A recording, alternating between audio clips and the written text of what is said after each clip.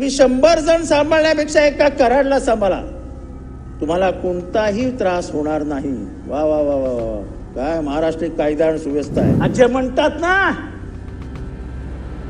की आम्ही ती कबर खोदणार आहोत, ते कबर औरंगजेबाची खोदणार नाही. कबर संभाजी, शिवाजी आणि ताराराणीच्या इतिहासाची खोदताय. त्या राजापूरने कधी आयुष्यात हिंदू मुसलमान वाद बघितला नाही. दर्गा जळत होता, मुसलमान घाबरलेले होते. राजापूरमध्ये नेमकं काय घडलं? आव्हाड साहेब, तुम्ही राजापुराचे नाहीत, तुम्हाला माहिती नाही. एक मंत्री उठतात, बाहेर जातात, आग लावण्याचा प्रयत्न करतात आणि मुख्यमंत्री महोदय काहीच बोलत नाही, कॅबिनेट काहीच बोलत नाही. तुम्ही एका मंत्र्यांवर आरोप करताय, तुमच्याकडे कसला पुरावा आहे का? अध्यक्ष महोदय, संतोष देशमुखची हत्या झाली. पण संतोष देशमुखची हत्या होत असताना फोटो आले नव्हते, तोपर्यंत कारवाईच करायला तयार नव्हतं. फोटो कसे आले याची मला चर्चा नाही करायची.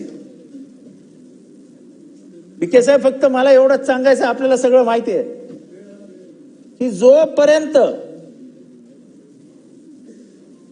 चार्जशीट हातात येत नाही तोपर्यंत पुरावे हातात येत नाही. त्यामुळे फोटो हा चार्जशीटचा भाग होता.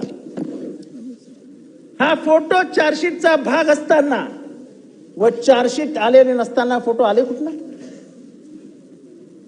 हा राजकीय खेळ केला कसा गेला याच्याबद्दल आम्हाला नाही बोलायचं, पण नाकापेक्षा नव्हती मळ जड झाला की हे सगळं करावं लागतं. हे फोटो आले नसते तर कदाचित राजीनामा आलाही नसता. हे फोटो आले म्हणून राजीनामा आला. पण अध्यक्ष मध्ये काय काय मुजोरी हो, काय मुजोरी. पोलिसांच्या ताब्यात असलेल्या एका व्हिडिओ मधनं मी ऐकलं, तुम्ही 100 जण सांभाळण्यापेक्षा एका कराडला सांभाळला. असं कोण म्हणतं? ह्याचा जो मास्टर माइंड आहे, आम्ही नाही म्हणत मास्टर माइंड, असं पोलिसांनी सांगितलं. याचा जो मास्टर माइंड आहे सुदर्शन गुले, तो काय म्हणतो? तुम्ही 100 जण सांभाळण्यापेक्षा एका कराडला सांभाळा, तुम्हाला कोणताही त्रास होणार नाही. वा वा वा वा, काय महाराष्ट्र कायदा आणि सुव्यवस्था आहे. वाल्मिक कराड, तुम्ही त्याला सांभाळा, तुम्हाला काही त्रास होणार नाही. आणि ते खरंच होतं. कुठे त्रास होत होता? आका हा शब्द आता खूप फेमस व्हायला लागलाय. बावनकुळे साहेब, आता प्रत्येक जिल्ह्यातले आका शोधावे लागतात आणि प्रत्येक जिल्ह्यात आका आहेत.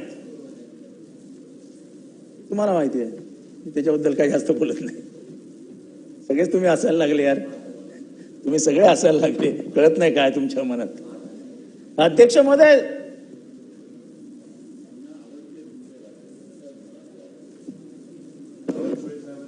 जरा हे मला वाचून घेऊ द्या, मग तुम्हाला त्याच्यातलं महत्व समजेल. संजय साहेब, तुम्हाला कोणताही त्रास होणार नाही.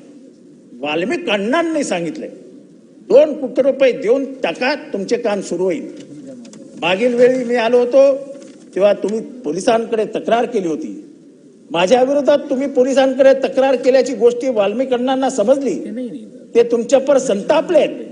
त्यामुळे वाल्मिक अण्णांची मागणी पूर्ण करा, अन्यथा तुमची सर्वच कामं बंद केली जातील, असं सुदर्शन झुले कोणाला सांगतो? आवादा कंपनीला. आणि महाराष्ट्रामध्ये खूप मोठ्या प्रमाणावर आर्थिक गुंतवणूक होणार आहे असं चित्र आपण उभं करतो. कसली आर्थिक गुंतवणूक येणार आहे? पुणे घ्या, नाशिक घ्या, सगळीकडे एवढीच हप्तेखोरी चालू आहे आणि सरकारी आशीर्वाद हानी चालू आहे. एक वाल्मिक बीड मध्ये, अशा अनेक वाल्मिक प्रत्येक जिल्ह्यात आहेत. अध्यक्ष महोदय, संतोष देशमुखीचं कौतुक वाटतं. खरं जातीअंताची लढाई तो लढत होता. सोनवणे नावाच्या दलित माणसाला मारलं म्हणून तो तिथे गेला आणि बिचाराचा बळी गेला. अध्यक्ष महोदय, आजही आंधळे फरार आहे. काय गप्पा आपल्या एआय इंटेलिजन्स मधनं, आणि एआय इंटेलिजन्सचं आपली एआय इंटेलिजन्स मध्ये युरोपियन कंट्रीज मागायला लागल्यात. तुम्हाला आंधळे सारखा, तुम्ही आंधळे झाले आहात, तुम्हाला आंधळे सापडत नाही. अध्यक्ष महोदय, हे मी जरा पद्मश्री नामदेव ढसाळांवर येतोय. आता तुम्ही बेल वाजवली तर मला 15-20 मिनिटात आटोपतं घ्यावं लागेल. नामदेव ढसाळ मध्यंतरी एक प्रकरण आलं, कोण नामदेव ढसाळ. खरं तर नामदेव ढसाळ, संत तुकाराम, संत कबीर यांची नावं आणि यांच्या कविता वाचणं हे सभागृहामध्ये वाचतो आहोत म्हणून मला प्रोटेक्शन आहे, अटक होणार नाही. नामदेव ढसाळांची कविता मी सभागृहात वाचतोय म्हणजे मला अटक होणार नाही. पण कदाचित हीच कविता मी बाहेर वाचली तर मला गजाड टाकतील. ही कविता वाचतोय. रक्तात पेटलेल्या अगणित सूर्यांनो, तुमची आई बहीण आज विटंबली जाते हटाहटातून. मवाल्यासारखे माजलेले उन्मत्त निरो आजही मेणबत्ती सारखे जाळतात माणसं चौका चौकातून. कोरभर भाकरी पसाभर पाणी यांचा अट्टहास केलास तर आजही फिरवला जातो नांगर घरादारावरून. चिंतकाळलेले हात सळसळलेच तर छाटले जातात आजही नगरा नगरातून. रक्तात पेटलेल्या अगणित सूर्यांनो, किती दिवस सोसायची ही घोर नाकेबंदी. मरेपर्यंत राहायचं की असंच युद्ध कैदी. हे कोण म्हणालंय?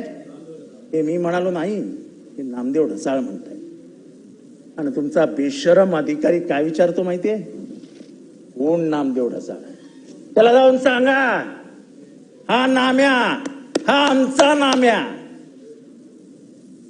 एका गरीब घरात जन्मलेला, उपाशी पोटी झोपलेला नामा हा प्रत्येक शब्दातनं व्यथा व्यक्त करत होता गरीब पोटाची. इथल्या जात व्यवस्थेची, इथल्या धर्म व्यवस्थेची, इथल्या जात वर्चस्ववादाची. आणि तुम्ही विचारते कोण नाम्या? अध्यक्ष महोदय, हे कसं वाढायला लागलं? अध्यक्ष महोदय, आज चौका चौकामध्ये आपण काय बघतो आहोत? अध्यक्ष महोदय, काढलेल्या औरंगजेबाला आपण वरती काढायला निघालो आहोत. 350 वर्षापूर्वी शूर मराठ्यांनी काढलेला महा औरंगजेब अर्जुनजी, ती कबर ना कबर, हे तुमच्यासारख्या माझ्यासारख्या, मी पण स्वतःला मराठा म्हणवतो, मी मागासवर्गीय आहे, पण मराठा ही महाराष्ट्राची ओळख आहे, मराठा जात नाहीये. जनगण मनेमध्ये जेव्हा मराठा म्हणतात तेव्हा ती महाराष्ट्राची ओळख असते, ती जात नसते. ती आमच्या शौर्याची निशाणी आहे. महाराज, तुम्ही समज बसलेले आहात, तुम्ही गादीचे वारसदार आहात, सांगा आम्हाला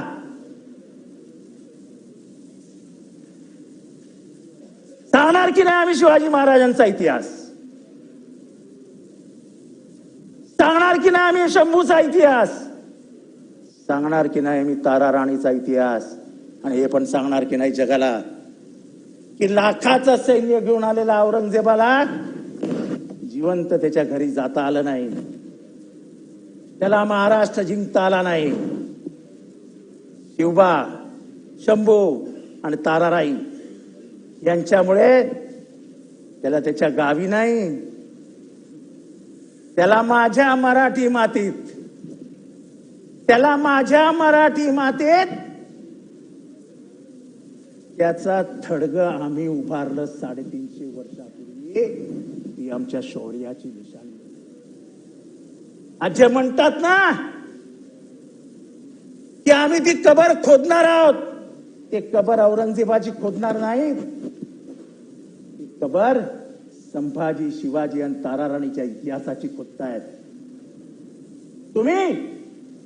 ती कबर खोदून शिवाजी महाराजांचा इतिहास पुसण्याचा प्रयत्न करतात. आणि हा अनेक वर्षांची परंपरा या महाराष्ट्रात आहे. या महाराष्ट्रानेच भास्कर केशव त्या कुलकर्ण्याला बघितला,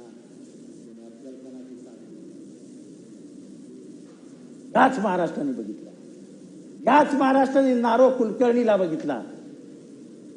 अखेरीस दिल्लीच्या दरबारात गेलेले शिवाजी महाराज कोणामुळे गेले हो? कोणामुळे गेले? कोण होता तो? मुसलमान होता. मिर्झा राजे जयसिंग या राजपूत सरदारांनी पुरंदरचा तह केला आणि औरंगजेबाला घेऊन गेला. औरंगजेबाच्या दरबारात महाराजांना घेऊन गेला. त्या महाराजांचा इतिहास पुसण्याचा प्रयत्न करू नका, त्याला जातीय रंग देऊ नका. त्याच महाराजांनी केळशीमध्ये 722 एकर जमीन एका मुस्लिम संताला दिली. हा इतिहास पुसणारा तुम्ही. त्याच महाराजांबरोबर औरंगजेबाच्या दरबारात मदारी मेहतर नावाचा मुसलमान गेला होता. हा इतिहास पुसणारा तुम्ही. तुम्हाला काही पुसायचं नाहीये, तुम्हाला महाराजांना छोटं करायचंय, तुम्हाला महाराजांची उंची छोटी करायची आहे, पण महाराष्ट्र हे तुम्हाला करू देणार नाही. आणि म्हणून नको ते करू नका. ज्या राजापूरमधनं नाथपै आले, ज्या राजापूरमधनं मधुदंडवते आले, ज्या राजापूरने कधी आयुष्यात हिंदू मुसलमान वाद बघितला नाही, भास्कर शेठ, त्याच राजापूरमध्ये 4 जण जाऊन दर्गा जाळतात. मला अभिमानाने सांगा, असं वाटतंय बावनकुळेजी, ऐका, दर्गा जळत होता, मुसलमान घाबरलेले होते, कोणी जवळ जायला तयार नव्हतं. अखेरीस सगळे गावातले हिंदू बाहेर आले, गेले त्या दर्ग्याजवळ आणि आग विझवली. ही हिंदूंची ओळख आहे. वासुदैव कुटुंबकम असे म्हणणारे हिंदू आहोत आम्ही. ही परंपरा पाळणारे हिंदू आहोत आम्ही. बंद करावं, महाराष्ट्र जाळू नका हो, महाराष्ट्र लावून राख करून टाका. तुमच्यातला एक मंत्री, कॅबिनेट म्हणजे कलेक्टिव्ह रिस्पॉन्सिबिलिटी असते ना, ही फक्त इतक्यापुरतीच मस्त मर्यादेच असते तुमची रिस्पॉन्सिबिलिटी. मला साहेब तुमच्याकडनं जाणून घ्यायचं, एका कॅबिनेट मिनिस्टरची मर्यादा फक्त कॅबिनेट पुरती मर्यादित असते की बाहेर गेले तर तीच जबाबदारी असते? शपथ कशाला घेता? महाराष्ट्राची शपथ घेता ना. एक मंत्री उठतात, बाहेर जातात, आग लावण्याचा प्रयत्न करतात आणि मुख्यमंत्री महोदय काहीच बोलत नाही, कॅबिनेट काहीच बोलत नाही. कधी औरंगजेबावर आग लागते तर कधी हलाल का, काय हलाल का, नाही नाही नाही नाही, का हलाल का झटका.